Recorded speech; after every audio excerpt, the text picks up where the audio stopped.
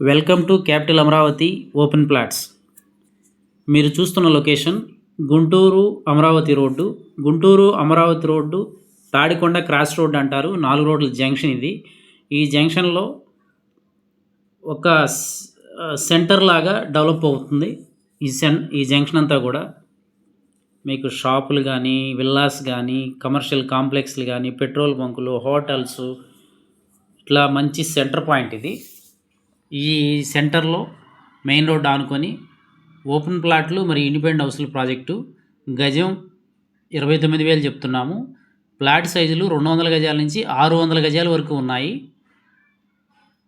మీకు కమర్షియల్గా కూడా పనికొస్తాయి.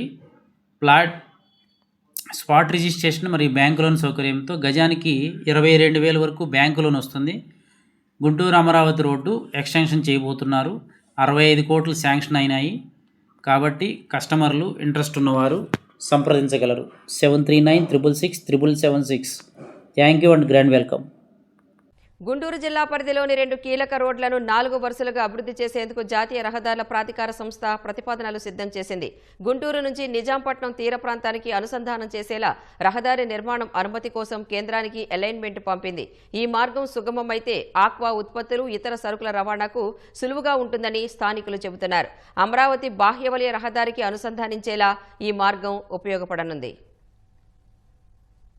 బాపట్ల జిల్లా పరిధిలోని తీర ప్రాంతాన్ని రాజధాని ప్రాంతంతో అనుసంధానించేలా జాతీయ రహదారుల ప్రాధికార సంస్థ ప్రణాళికలు రూపొందించింది. నిజాంపట్నం హార్బర్ నుంచి గుంటూరు సమీపంలోని జాతీయ రహదారి వరకు 4 లైన్ల రహదారిని నిర్మించేందుకు ప్రతిపాదనలు సిద్ధం చేసి అనుమతుల కోసం కేంద్రానికి అలైన్మెంట్ పంపింది. అంతేకాకుండా గుంటూరు, విజయవాడ మధ్య నిర్మిస్తున్న పశ్చిమ బైపాస్ నుంచి తెనాలి వరకు 6 వరుసల మార్గాన్ని నిర్మించాలని ప్రతిపాదించారు. ప్రస్తుతం నిజాంపట్నం పోర్టుకు సరైన మార్గం లేకపోవడంతో ప్రయాణానికి దాదాపు 3 గంటల సమయం పడుతోంది. కొత్తగా ఏర్పాటు చేసే రహదారితో గంటన్నరలో హార్బర్కు చేరుకోవచ్చు.